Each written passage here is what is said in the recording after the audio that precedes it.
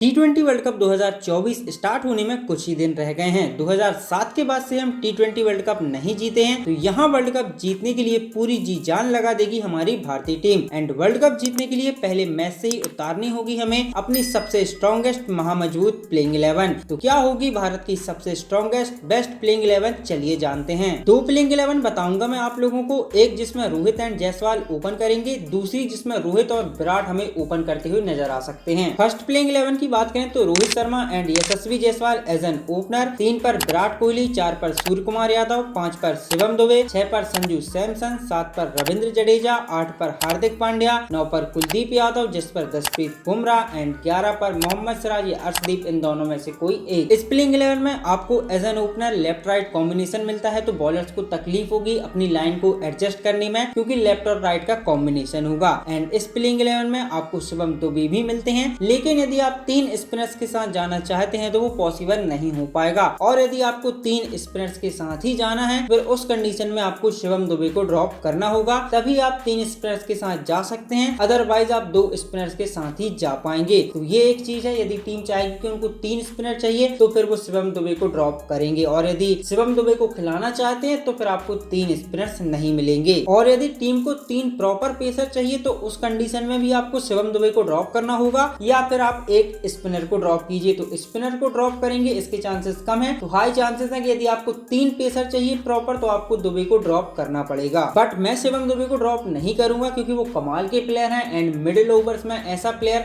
जिसके पास power game है, जो आपको गेंदबाजी भी दे सकता है, तो कमाल के प्लेयर हैं, इसलिए मैं उनके साथ स्टिक करूंगा नंबर 5 पर। एंड विकेट कीपर सेक्शन में मैं संजू सैमसन को पिक करूंगा ऋषभ पंत से पहले। दोनों कमाल के प्लेयर हैं एंड करंटली दोनों के पास फॉर्म भी है, बट मुझे लगता है कि संजू सैमसन के पास थोड़ा ज्यादा एडवांटेज है, क्योंकि उनकी फॉर्म इस चीजें हम देखें तो पंत से बेहतर रही है। नो डाउट ऋषभ पंत के पास एज अ लेफ्टी होने का एडवांटेज है, बट मैं पिक करूंगा संजू सैमसन को, क्योंकि सैमसन स्पिन कमाल की खेलते हैं एंड उनके पास रेंज ऑफ शॉट्स कमाल की है। पंत के पास भी रेंज ऑफ शॉट्स है, लेकिन यदि आप T20s में उनका गेम ऑफ साइड की ओर देखें तो कहीं ना कहीं वो थोड़ा स्ट्रगल करते हुए नजर आते हैं। लेकिन जब आप संजू सैमसन को देखते हैं तो वो ऑफ साइड और ऑन साइड किसी भी साइड स्ट्रगल करते हुए नजर नहीं आते हैं, इसलिए मैं ऋषभ पंत से पहले पिक करूंगा संजू सैमसन को। एंड इस प्लेइंग 11 में आपको बैटिंग डेप्थ भी मिलती है, क्योंकि नंबर 8 पर आपके लिए हार्दिक हैं, तो आपकी बल्लेबाजी में गहराई है। उसके साथ साथ आपके पास 6 बॉलिंग ऑप्शंस भी हैं, हार्दिक, कुलदीप, बुमराह, जडेजा, सिराज, अर्शदीप, जो भी खेलेगा उसमें से कोई एक, एंड शिवम दुबे। तो बल्लेबाजी में भी गहराई है, गेंदबाजी में भी 6 बॉलिंग ऑप्शन है, तो अच्छी प्लेइंग 11 है, मजबूत प्लेइंग 11 है। इसके बाद सेकंड प्लेइंग 11 की बात करें तो Rohit Sharma and Virat Kohli as an opener, 3 पर सूर्य कुमार यादव, 4 पर शिवम दुबे, 5 पर संजू सैमसन, 6 पर जडेजा, 7 पर हार्दिक, 8 पर कुलदीप यादव, 9 पर अक्षर पटेल या युजी चहल, इन दोनों में से कोई एक, 10 पर जसप्रीत बुमराह एंड 11 पर सिराज या अर्शदीप, इन दोनों में से कोई एक। इस प्लेइंग 11 में यदि हम देखें तो टीम को शिवम दुबे मिल रहे हैं प्लस 3 स्पिनर्स भी मिल रहे हैं, तो टीम यदि चाहती है कि हमको शिवम दुबे भी चाहिए और 3 स्पिनर्स भी चाहिए तो वो इस कॉम्बिनेशन के साथ जा सकते हैं। लेकिन इस प्लेइंग 11 में यदि आप देखें टॉप 3 रोहित, विराट और स्काई,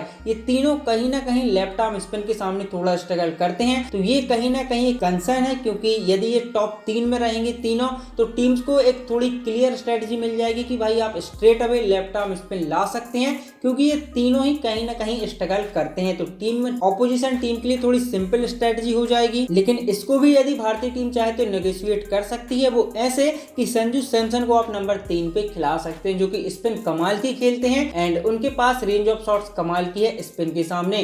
तो जो आपका लेफ्ट आर्म स्पिन का थ्रेट है वो नेगोशिएट हो जाएगा, क्योंकि संजू सैमसन कमाल की स्पिन खेलते हैं। और इस प्लेइंग 11 के साथ एक एडवांटेज ये भी है कि यदि टीम चाहती है कि हमको 3 प्रॉपर पेसर चाहिए तो वो एक एक्स्ट्रा स्पिनर को ड्रॉप करके 3 प्रॉपर पेसर्स के साथ भी जा सकते हैं और उन्हें शिवम दुबे को ड्रॉप भी नहीं करना पड़ेगा। इस प्लेइंग 11 में यदि हम देखें तो बल्लेबाजी में गहराई थोड़ी कम नजर आती है, क्योंकि नंबर 7 पर हार्दिक पांड्या है, 8 पर कुलदीप है, तो नंबर 7 तक आपके पास बल्लेबाजी है। लेकिन यदि आप बॉलिंग डेप्थ को देखेंगे तो इस प्लेइंग 11 में बॉलिंग डेप्थ अच्छी खासी है, क्योंकि आपके पास 7 बॉलिंग ऑप्शंस रहेंगे, बुमराह, कुलदीप, हार्दिक, जडेजा, अक्षर युजी, इन दोनों में से कोई एक, शिवम दुबे, सिराज या अर्शदीप, इन दोनों में से कोई एक। तो 7 गेंदबाजी के ऑप्शन आपको मिल रहे हैं एंड नंबर 7 तक आपको बल्लेबाजी भी मिल रही है। तो बैटिंग में डेप्थ थोड़ी कम है कंपेयर टू फर्स्ट प्लेइंग 11 के, लेकिन गेंदबाजी में आपके पास डेप्थ ज्यादा है, क्योंकि आपके पास 7 गेंदबाजी ऑप्शंस हैं। तो कुछ इस इस तरीके से शेप अप होती है भारतीय टीम की strongest playing 11 T20 world cup 2024 के लिए। एक जिसमें Rohit Sharma Jaiswal as an opener हमें नजर आ सकते हैं और दूसरी जिसमें विराट कोहली और Rohit Sharma as an opener हमें नजर आ सकते हैं। तो ये दो प्लेइंग 11 मैंने आप लोगों के सामने रखी। अब इन प्लेइंग 11 पर आपकी क्या राय है